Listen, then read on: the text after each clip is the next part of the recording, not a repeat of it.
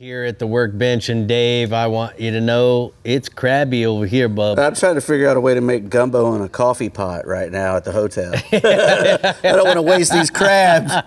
But anyway, we're talking about black drum. You know, I don't think we've ever talked about black drum on here. No, we might have. I don't remember it. But you know, a black drum. He's a cousin of the red drum, the redfish. And he's got a big, broader body, and when he's little, like, you know, 14 or 16 inches. He's got nice big black vertical stripes on him. Looks kind of like a sheep head.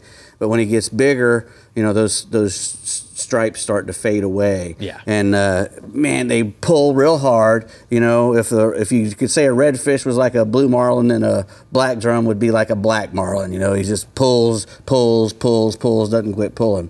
Right. And the really good thing about them is that they're really good to eat. You can keep 5 of them from 14 up to 30 inches, you know, and you really don't want to keep them in if they're much bigger than that anyway. They can get a little wormy once they get really big. More importantly, though, because those worms can't hurt you, they're the same worms that you find in trout and everything else. They can't really hurt you, cooked or not.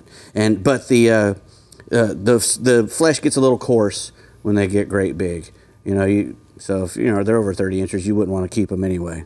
You'll see some, you know, that big this time of year from, let's say, you know, late January, all the way up through April is when the big black drum will start coming off the, you know, they get into the deeper water when it gets a little chilly, and they get into that deeper water and they congregate up and they start to spawn. And that's when you can hear them, you know, if you're at night on a full moon near an inlet, most likely, with a flat nearby, you can hear those drumming, you know, drumming to each other.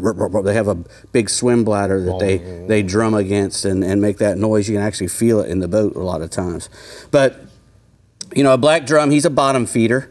He's got barbels underneath. His mouth is oriented downward. Right. So he's feeds mainly by smell and by feel with those barbels in the bottom. So whatever you're wanting to do to catch them, you want to keep pretty close to the bottom. Got it.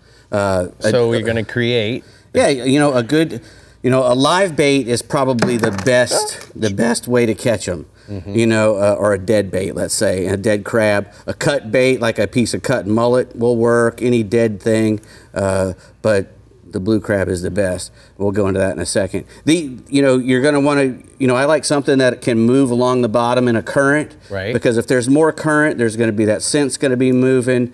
The fish are going to be moving more, and when they're moving around, they're going to find your stuff. If they're sitting in one spot and you drop it, and when they're not sitting, you're not going to get a bite. So you want to be in a place where there's a nice little current working, especially on the you know, the highest tides and the lowest tides around the full moons of those months, January through April.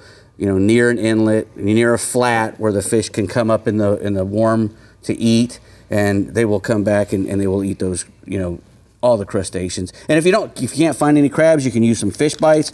You know, we push the fish bites pretty hard, but this is one of the things that's perfect for them because you know, it's like you're fishing for a big catfish, you know, and because that's pretty much what he is. He's a saltwater catfish. He's not a catfish, thank goodness. Right. But he is, you know, that's how he feeds, and you know, that's how he mimics, you know, goes about his day. You're going to find him, you know, usually, you know, you can find them all during the year up and down the coast, but, you know, they're going to be in the same kind of places redfish are. Near a flat, you know, near a depth change from a flat to a channel, let's say, around docks and jetties.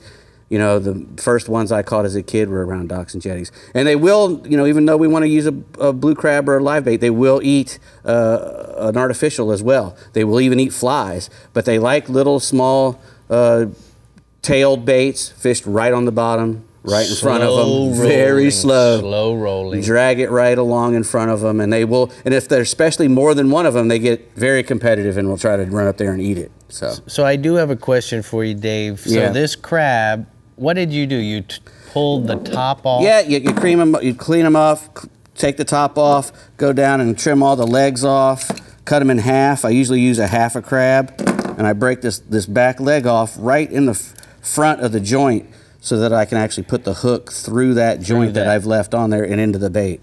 Nice. Just like that one right there. Which is like, that's what this is. Right. This is and that ain't coming off. It's ready to go. Yeah. So you use the inside the crab bone. Right. And climb out the meat Correct. And what are they, carapace, right? Yeah, I would say that, yeah. It's an exoskeleton, yeah.